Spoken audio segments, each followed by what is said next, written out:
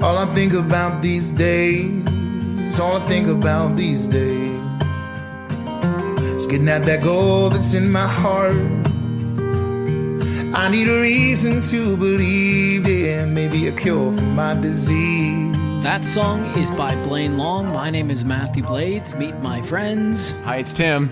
And Beth from the Mulhausen Group Real Estate. We are so proud to sponsor another episode of Learn from People Who Lived It. You can catch us at tmgphoenix.com. That's a good group of people right there. Hi, it's Matthew Blades, host of Learn from People Who Lived It. And a reminder before we get into today's show that each of these episodes is presented uninterrupted with the support of the Mulhausen Group, with the support of ASI or Advanced Systems Integrations. They design and install cutting-edge audio and visual equipment. So if you're on the IT staff or you're the IT director, please reach out to ASI. This audio visual integrator has offices in Minnesota and in Scottsdale and 2 decades of experience. And the cool thing about them, they pay real close attention to that last 5%, which is the one that drives you and I crazy. We've got a link to ASI in our show description, or you can go there yourself by visiting asi-av.com. Welcome to another episode of Learn from People Who Lived It. Chad McLean, age 44. Chad, what story are you here to share? I'm here to share the mental health struggles of, I guess you'd say, the average daily Joe, right? I want to be able to let people know that we all fall, we can get back up, and don't be so damn hard on yourself. Who do you hope hears this? You know, my love and passion is first responders and veterans, you know, so it's that group of, you know, males and females that are very alpha, right? We tend not to want to eat the ego. We tend to want to just try to take care of things on our own. And so for those first responders and veterans out there, know that there's help. Know that, you know, things happen, but let's find a way to, you know, talk about it. Let's, you know, we just, as men, we just don't talk about this enough, and it needs to be a daily topic. Well, how about it? We've got 3 men joining us right here, right now, and might as well sit down and talk about our feelings on it all, right? I'm Matthew. Welcome to Learn from People Who Lived It. Troy DeSmet's along for this one. How are you, Troy? I'm doing great. Hi, Chad. Hi, Matthew. Hey, sir. How are you? Doing great. So, Chad, you mentioned on the onset, and we're going to get to the first 10 years of your life here in just a sec, but you mentioned on the onset that, you know, you're really passionate about first responders and veterans. Can you tell me why?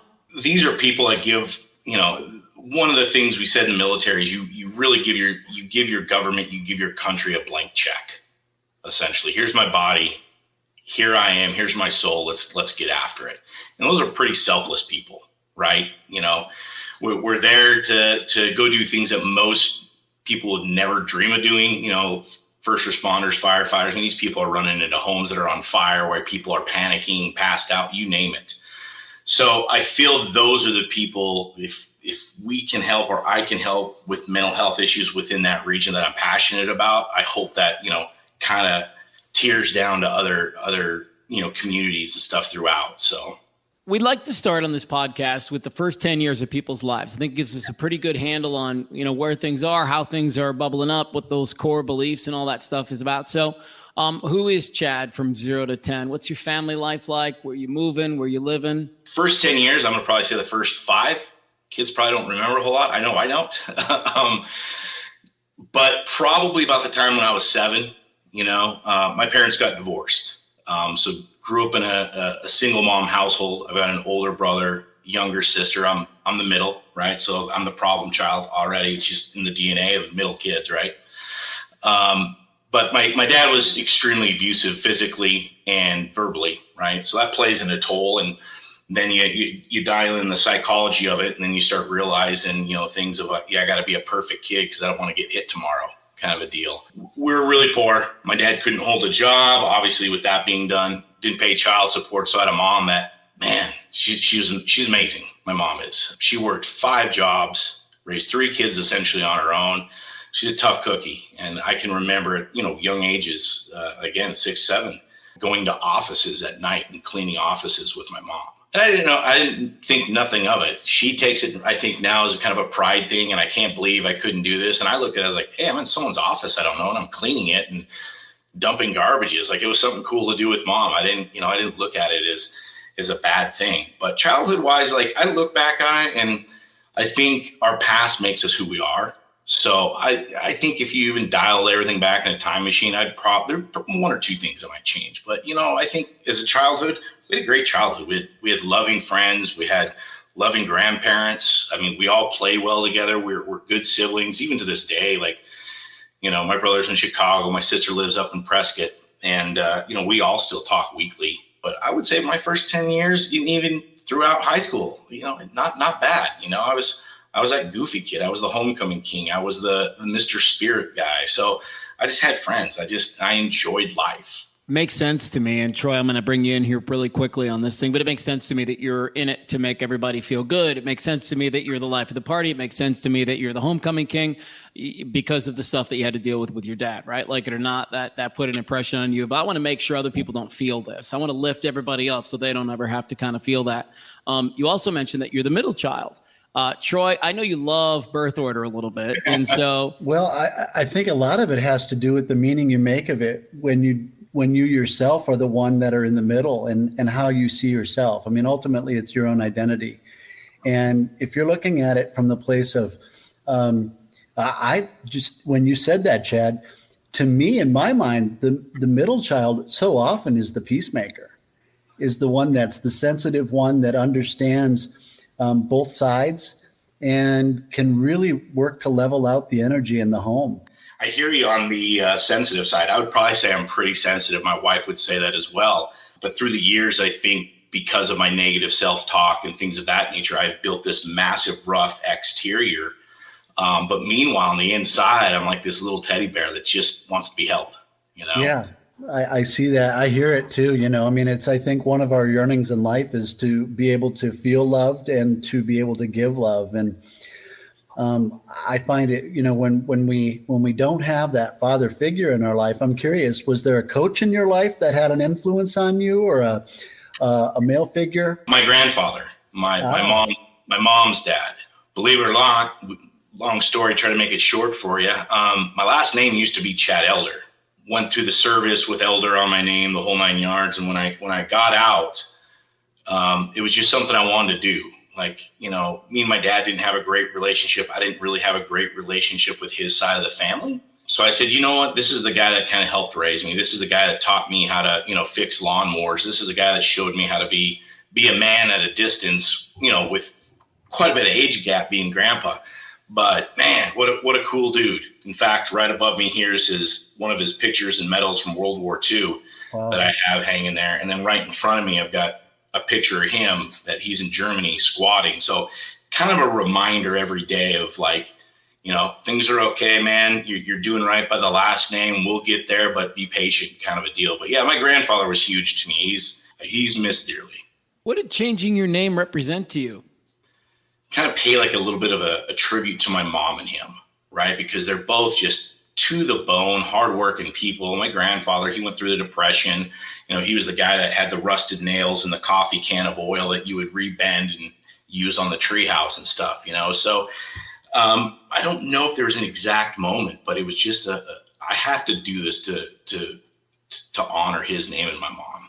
Were you a military guy who got in for a purpose? Was there something about the military that was appealing to you? It was, I wanted to be a Ranger. That was one thing I wanted to do. I wanted to become, an airborne Ranger. So that was my goal. I even had it on my graduation cap, the whole 9 yards. So, did that happen? It did. Yes, I was went through basic training. I just got in for those that understand the lingo, I was just a regular old grunt. I was 11 Bravo. That's what my contract was, just a knuckle dragger, right?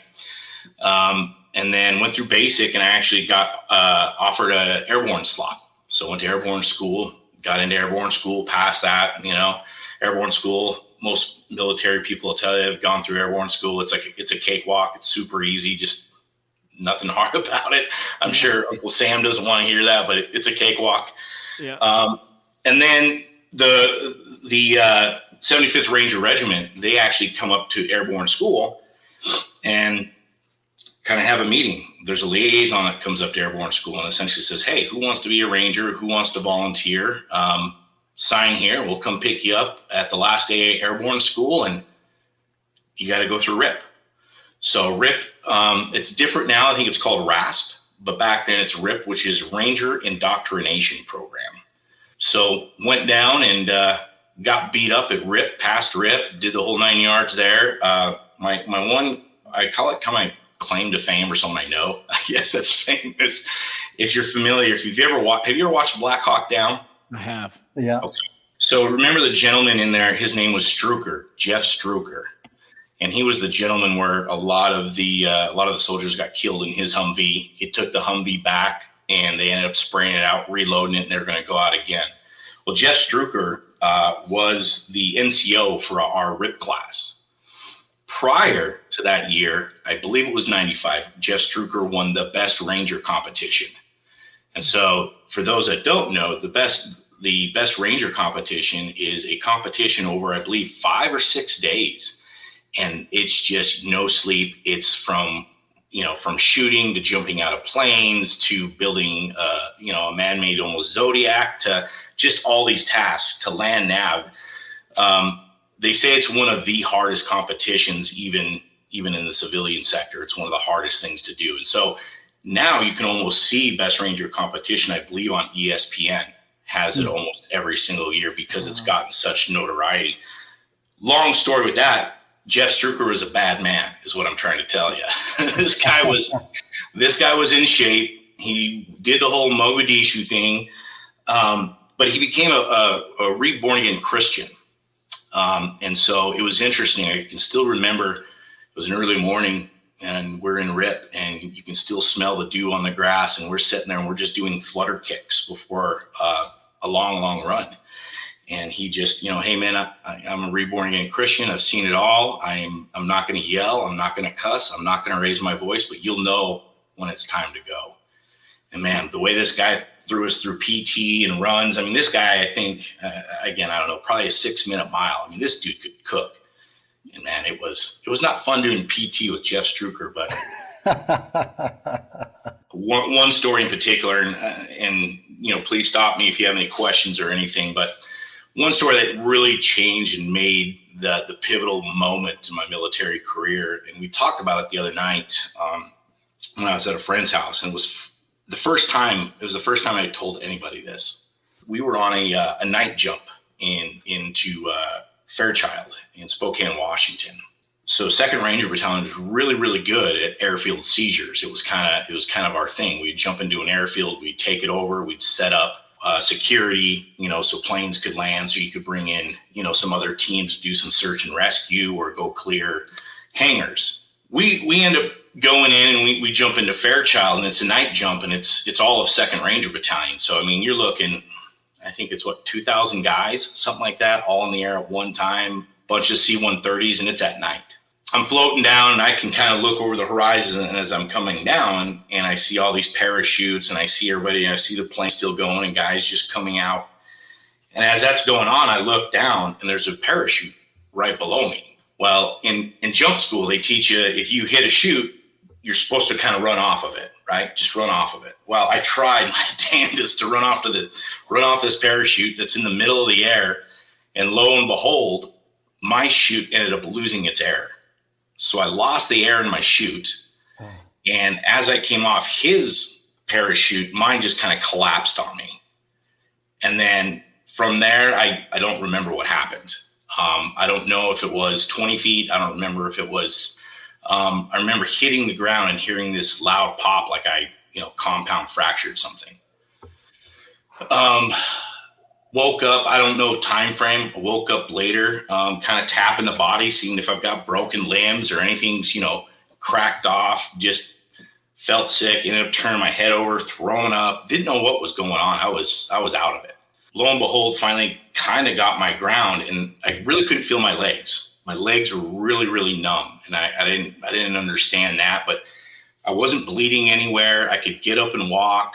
I even rolled my parachute up like they teach us, throw it in the bag.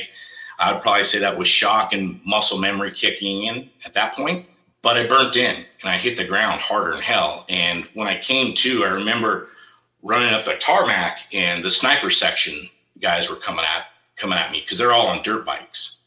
And the guy, I want to say his name was Gibson. Gibson, 2nd Ranger Battalion sniper. And he kind of pointed me in the right direction. I was in weapons platoon, and I was manning the Carl Gustav. So I was the AG, which is the assistant gunner. So my Gustav guy is up the road here with his weapon, and I've got all the ammo, so he can't do anything. And so to shorten it up, got done with that jump. Obviously we had a huge debriefing. There was a lot of bat guys that ended up getting jacked up on that. Well, I was in a lot of pain. I was an alpha male. I had something to prove. I had a bad childhood. I didn't really have a father. So I wanted to prove I was a tough alpha male like all these other guys, right? So I wasn't going to say shit. I'm just going to go do my thing. Well, lo and behold, there's these fun little towns that are right off base. And these little towns that are off base, it's like a block to 2 blocks, and they've got everything there, from a shop, massage parlors to your, aftermarket gear that you can buy. You may lose a canteen cup or something. You need to go get a new one because you're not going to get a new one issued to you because you lost it because you didn't have it tied down properly, right? Well, with that, there's doctors there, and before you know it, I'm popping pain pills. And so there's a lot of time that I don't remember certain things that I did at battalion because I was so hopped up on pain pills and probably drinking, just to kind of get through the day, get through the road marches, the jumps, the whole 9 yards. That's really where probably my military career was pivotal in that moment. What were you taking all that medication for? Was it the physical pain that you'd felt from an experience from the jump? It was. Yep. It was the physical pain. And finally, thanks to my wife, God, I'd probably be dead if I didn't have my wife. She told me before we had our first child, I couldn't bend over. I would literally walk through parking lots. My legs would give out and I would fall. And she said, you know what, enough, like you need to go get help. And in my mind, I wasn't hurt.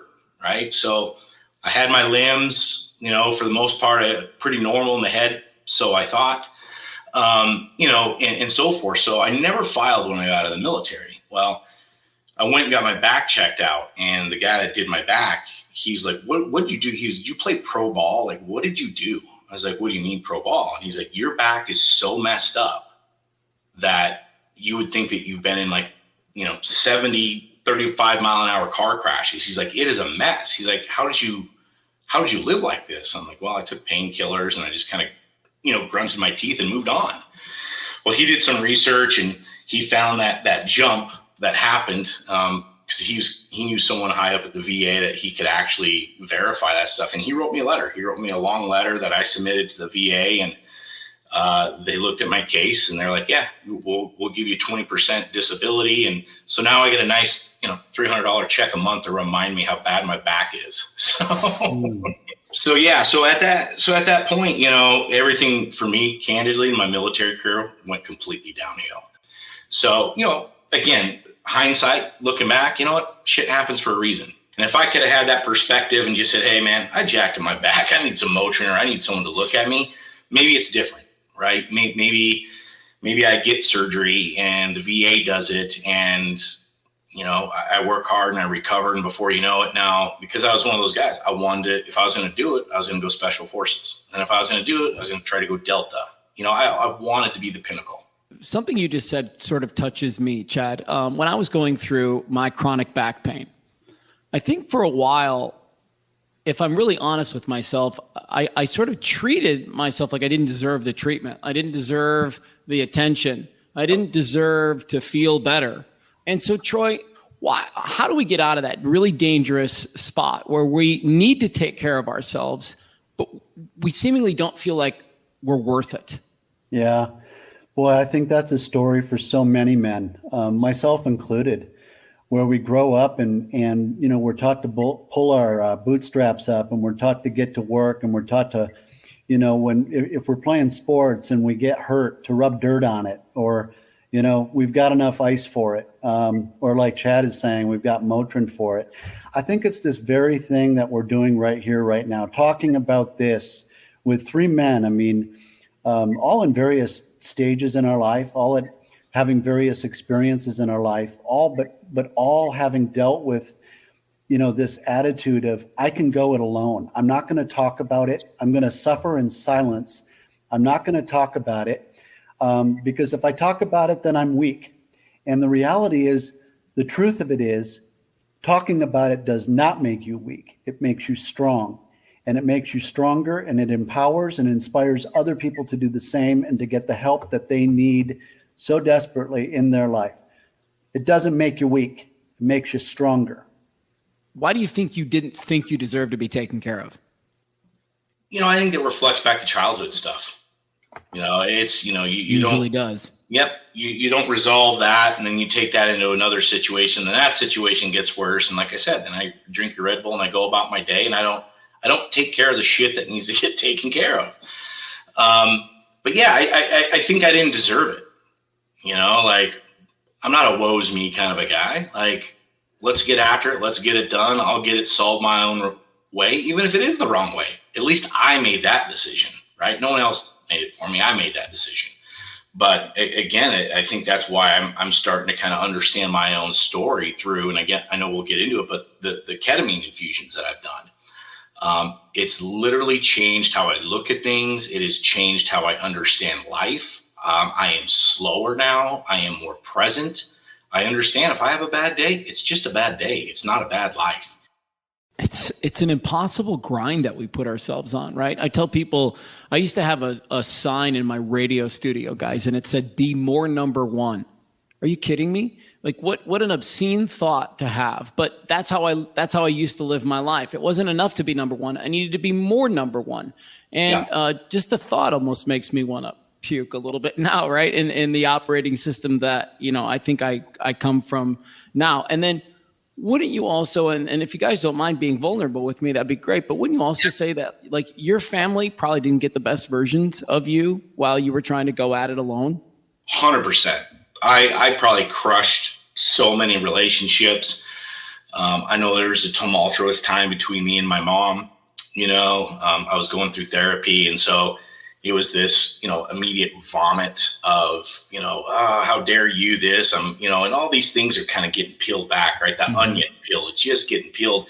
So I'm really discovering who I am. So yeah, if I could go back and change those relationships, I would, just for the betterment of their mental health, right? Yeah. Troy's big on making amends. He's got a whole model that he will offer anybody that asks about kind of how to go about repairing those things that you feel some sort of remorse about. And Troy, if you don't mind, I'd like you to speak on that. I really oftentimes will request people to write out the how to go about making amends. And those questions are, and it's important to be as specific as possible when you're going through this process. And I really recommend writing it down and then being able to hand it to the person that you're making amends with. The questions are, what did I do wrong? Why was it wrong? How did it affect others, myself, and the relationship? What do I have to do to make it right? What do I need to do to make sure that it will never happen again?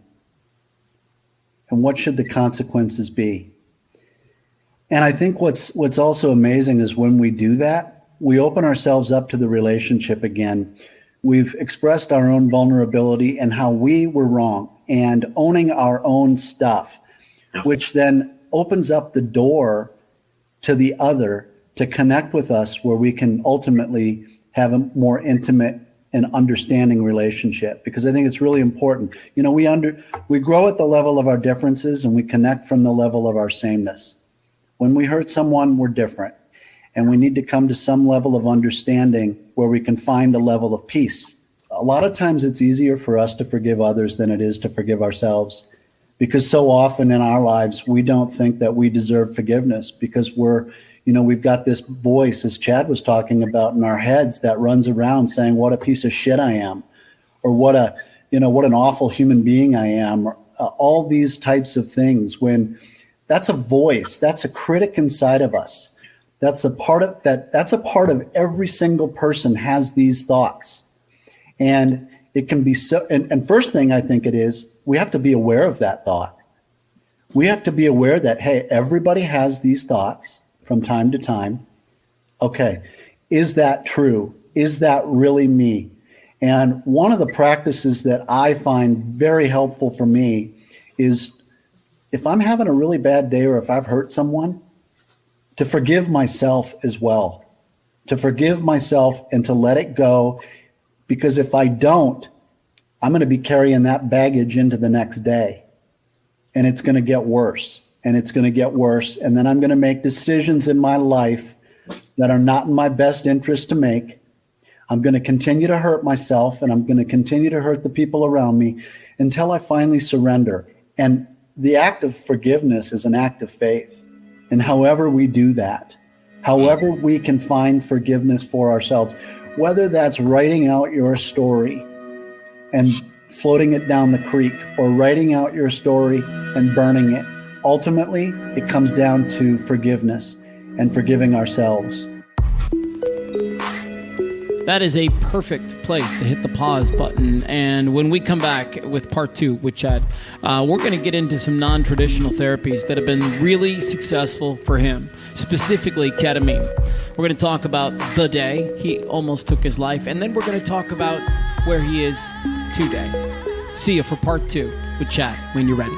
Hi, it's Tim. And Beth from the Mulhausen Group Real Estate. Thank you for listening to Learn from People Who Lived It. You can find them online at tmgphoenix.com.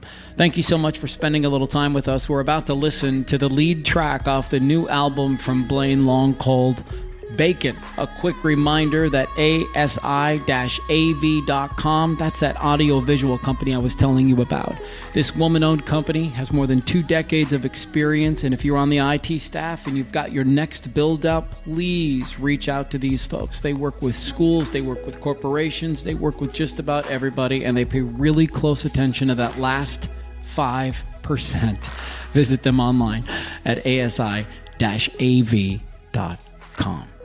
Okay, Blaine Long and Bacon off the new album, Royal. She bit my heart, she didn't break it. Well, she took a big bite, said it tastes like bacon. Lips like Presley, moves like Elvis. You forget about your heart when she shakes her pelvis. Hey. Oh, we got nights to dream and wings to fly. Still young, but not tonight. I wouldn't have it any other way. We got gravy boats and mortgage payments. It's been so long since I've seen the rain. It's where I'll be when I die. Where I'll be when I die. We got nights to dream and wings to fly. We're still young, but not tonight. I wouldn't have it any other way. We have 3 goals with Learn from People Who Lived It. 1. To help you feel less alone. 2. Encourage you to seek out a coach, a therapist, a church, anyone who can help you get through your journey and find some healing. 3, when you're ready, share your story with us.